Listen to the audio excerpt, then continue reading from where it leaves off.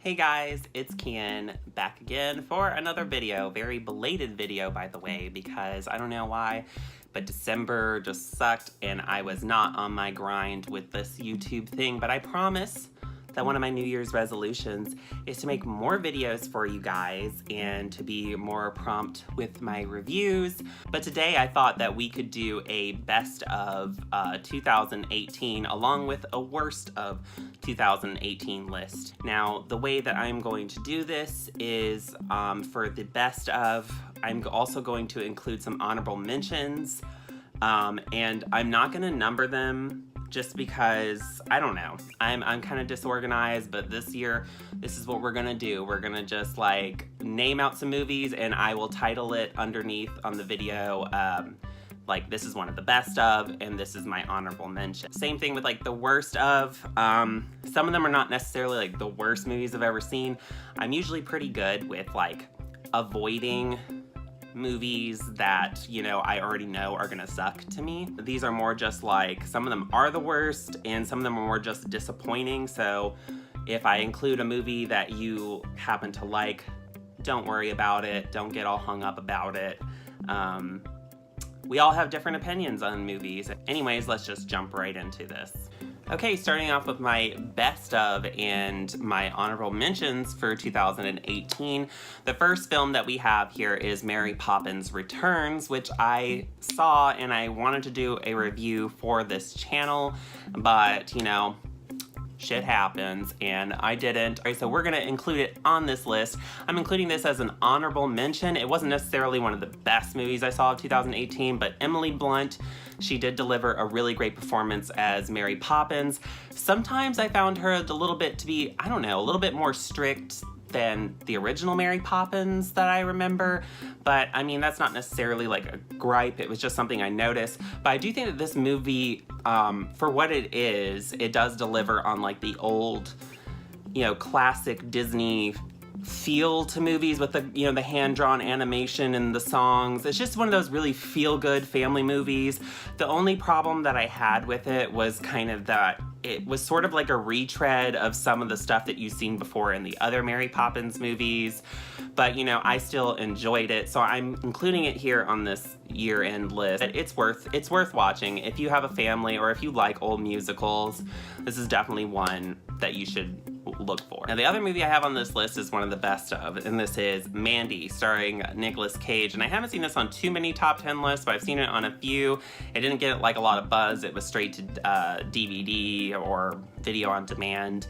But this movie was one of the best times I had watching a movie. I didn't see it in like a theater or anything. I ended up actually downloading it on my computer. It was just one of the best late night experiences I've had watching a movie. I mean, this movie is super psychedelic and trippy. It deals with like all kinds of different themes. Some parts of it look like a storybook. Some parts of it, you know, are like drawn out animation. There's like almost like a aesthetic look of like the monsters and Hellraiser in there. It is a very violent movie. It's not necessarily for everyone because it's very cerebral, very trippy, but it's essentially like takes this tale of a man and his wife, and the wife ends up getting killed by this like satanic cult, and then the guy goes out for revenge, but it's like flipped on its head. It's just done really like balls to the wall crazy. It's definitely a movie that's worth checking out if you like disturbing stuff, if you like quirky and weird stuff. Yeah, check out Mandy. Now, the next film that I have to talk about is definitely, if I had to number all these movies, this would be number one for me, and that is A Star is Born. And I know that I've talked about this movie a lot, especially on this channel, on my Facebook, on my Instagram, because I'm a huge Lady Gaga fan, but I think that this movie is one of the best movies of the year. I think if you want to watch, I did a whole entire like long review on it. I can link it in the description.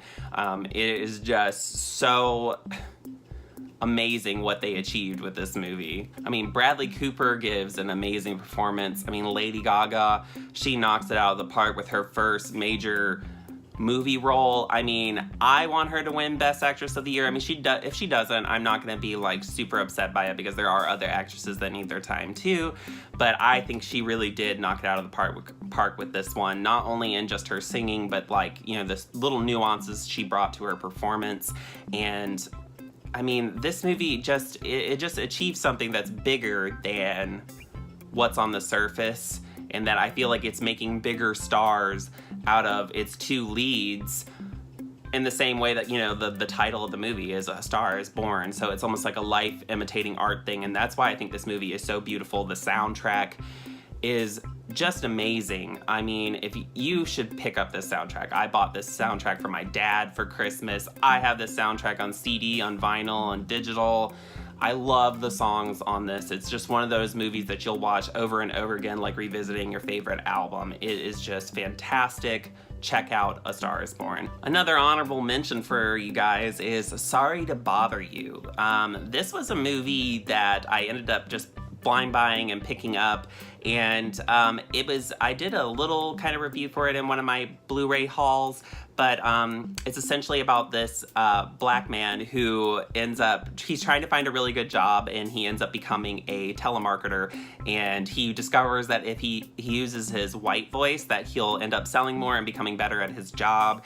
But it's this really kind of quirky black satire comedy that it goes into places that I didn't expect it to go. At first I thought, like, okay, this is just going to be about, you know, like racial issues, and I wasn't too sure if I would be into that kind of thing. But this definitely was a movie that went to unexpected places, and I really enjoyed it. It was really funny, and then in some parts it was kind of like almost scary, but you didn't know whether you wanted to laugh or not, which makes it more of like a black comedy. And yeah, if you're looking for something that just takes unexpected turns that you were not expecting, or something that's kind of psychedelic and trippy, that's the kind of stuff I kind of like, you should definitely check out Sorry to Bother You. So the next movie that we have for a best of list is this movie called Klansmen, which is also about a lot of like racial issues, but I found this movie to be gut-bustingly funny. I normally don't really like laugh at movies when I'm at home alone like that much. You know, I do a little bit, but like I laugh more when I'm in like a crowd or with a group of people. But yeah, this movie was strikingly funny, and it just, the biting political satire of it relating to the current political climate at the end gets a little bit heavy-handed, but I thought that this movie delivered it so well by the end, and it was just a terrific movie. It's just worth watching. Yeah, I don't even think I mentioned the plot of the movie, but this movie was essentially about like a black guy who starts working at the sheriff's office, and I think of like Colorado Springs. It's based on a true story, and he ends up infiltrating the Klan because he uses his realistic sounding like white voice to trick them into thinking he's a white guy. And it's just very intriguing to know that this was like a true story, and the way that it relates to things that have gone on recently in our political culture. It was just, it's worth checking out, and it's really funny. I don't really like a lot of movies that geared towards like racism or racial issues. I don't know. Some of them just feel like, you know, you've seen the same thing over and over and over again, just talked about in different ways. But this I just thought was really fresh and funny, so definitely check out Klansmen. Next up on this list is one that I couldn't decide whether I wanted it to be best of or an honorable mention, but I'm gonna go with honorable mention, and that is Bohemian Rhapsody. I thought that Rami Malek did deliver a great performance. Honestly, if he gets nominated for an Oscar and he wins over Bradley Cooper, I won't be like super upset, because he really embodied Freddie Mercury in this, and the concert scenes were amazing. Just like, you know, like in A Star is Born, like this was another great musical movie. The only reason why I mention it as like an honorable mention is just because I don't feel like I had like that great of a time with it, but I did enjoy it enough to recommend it to people if they want to watch some of the better films of 2018. I don't know exactly like how well it did in telling the story of Queen, but I don't know much about Queen, so that's why, I don't know. That's why I'm just not sure about whether to mention it as best of or honorable mention. But yeah, I think it's worth checking out. Definitely Bohemian Rhapsody. The next one I have to talk about is another best of, and that is 8th Grade, which was directed by Bo Burnham, who's a YouTube comedian. Well, I guess not just in YouTube, but outside of YouTube too, but he did a great job directing this. I thought this was a wonderful teen movie. It just shows, you know, how hard it is to be in that sort of middle stage between child and teenager, and shows the life of this young girl going through the last few weeks of 8th grade. And it just had some really just poignant moments, really emotional moments, and just moments that really make you feel for her character. It was so well realized. It felt very realistic. If you're into teen angst movies and the likes, I think this is definitely one that's worth checking out. I had a really good time watching it. It's now one of my favorite teen movies. So yeah. 8th Grade. So the other movie that I have on this list is more of like an honorable mention, and that is Revenge. It was not really well known about. It just sort of came to video on demand and DVD. And it's essentially like the story that you've kind of heard before, where a girl, you know, she gets like raped and they leave her, these guys like leave her for dead, and she ends up having her revenge. But the really great part about this one is that it kind of puts this more of like a feminist kind of twist on it, about like, you know, a woman just coming back to kill all the guys. But it's done in a way that I haven't seen before in recent years, where like just the directing is so well done, the action is well done. It's a very tense movie, and the final like confrontation at the end, man, like the direction is just killer. Like, I mean, I was on the edge of my seat watching this thing, and it is a bloody, gory good time. If you don't like anything that's like super violent, then this movie is not for you. But I really enjoyed this. This is definitely one of my honorable mentions, and that is Revenge. Next up was definitely a best of on my list, and that is A Quiet Place. I had such a fun time watching this in the movie theater, because it is about, you know, you can't make any noise or these creatures will come after you and kill you. And so while you're watching it in the movie theater, the movie's so silent and uses sound so well that everybody in the theater that makes a little noise or eats their popcorn or does anything, you're like, shut up, the creatures are gonna come and kill you. Like, it was just, I don't know, it was a very fun time watching this, and it was a really good thriller. There was just moments where I was like covering my face and then just like curled up into the seat. Like, I of course bought it. Let me find it. The Steel Book. Yeah. Great movie, great movie. Another first-time director from John Krasinski. He did so well on directing this. I'm looking forward to seeing him doing more movies, because he knocked it out of the park. So everyone knows about it. You should watch A Quiet Place if you're looking for a good thriller. My next movie on this list is another best of, and that's gonna be Hereditary.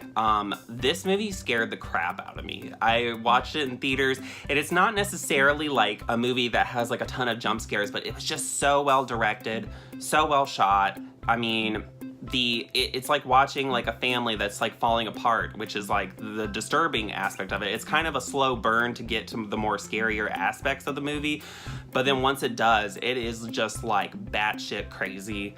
I loved Hereditary. It was one of my favorite horror films of the year. Definitely worth checking out. I think that Toni Collette should be nominated for an Oscar, because she gave a killer performance in this movie. There's just some scenes in this movie where it doesn't like explicitly explain to you like what is supposed to be scary, but you'll notice like something in the shot that you didn't notice before, like someone like standing in the background, or you know, just something like out of the corner of your eye where you're like, did I really just see that, or am I going crazy? Like, did you notice that? Like, it's one of those kind of movies, and I know that some people didn't necessarily really like it, because it's definitely not made for like mainstream horror movie going audiences.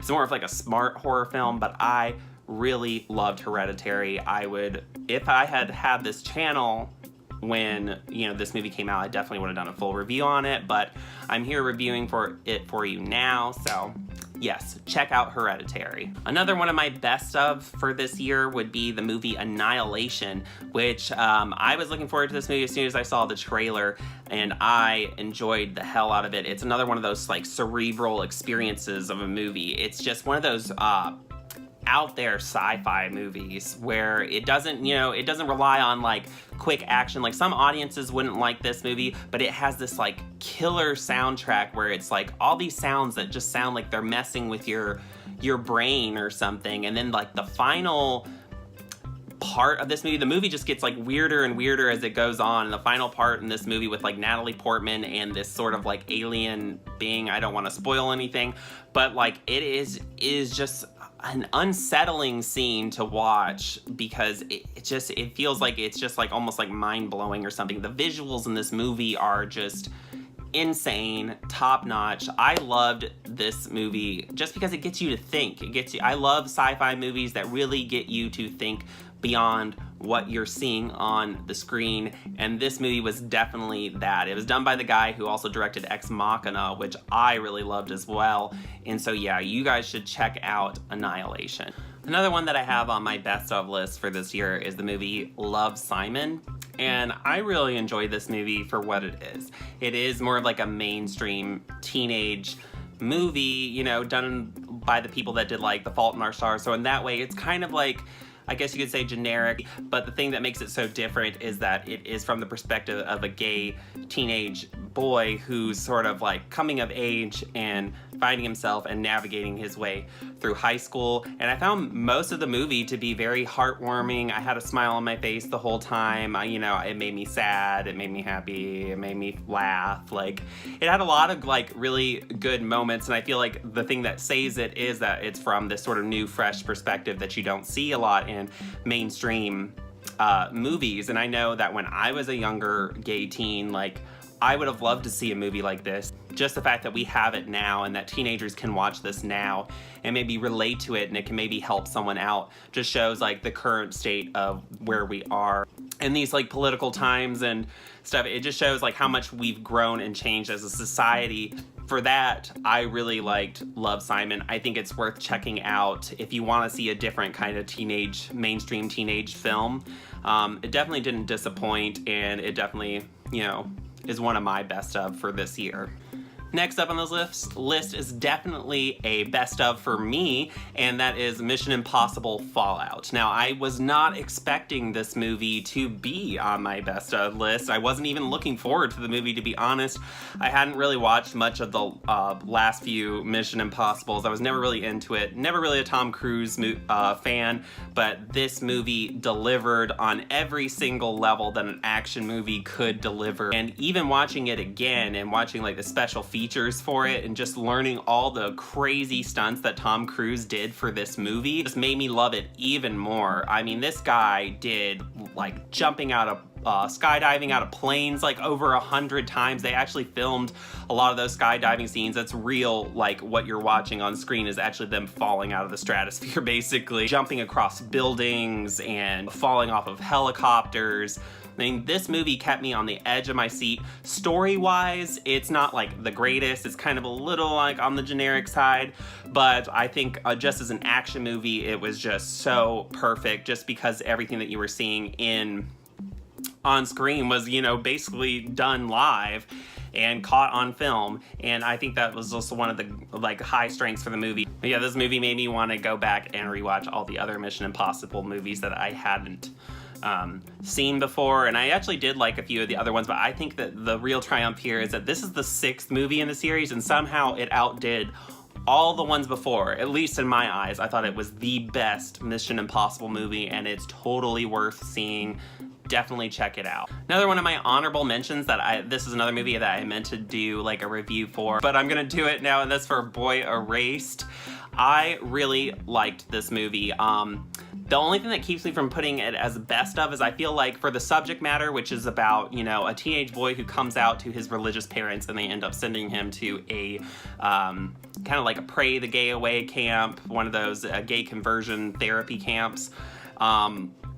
Is I felt like it didn't go like necessarily far enough with that subject matter, and I felt like there were probably even worse instances of this happening to teenagers than the one that's shown, but it is based on a true story of the guy who wrote the book about it, and I don't want to knock it for what it is. And I feel like, you know, the only other movie I've seen about like gay conversion therapy was a comedy movie that was like straight to DVD called But I'm a Cheerleader, which is more, you know, it's more funny and lighthearted, whereas this one is the more serious route. So that's why I think, like, you know, there hasn't really been a lot of movies about this subject, and I feel like it tackles it well for what it is. And I love Lucas Hedges, who's the main star in this movie. I just love all the movies that I've seen him in, and also the other great performances were from like Nicole Kidman and Russell Crowe. They both did a great job. And Joel Edgerton, who ended up directing this. He's really great at directing. I definitely have my eye on seeing more movies from him because of the movies I've watched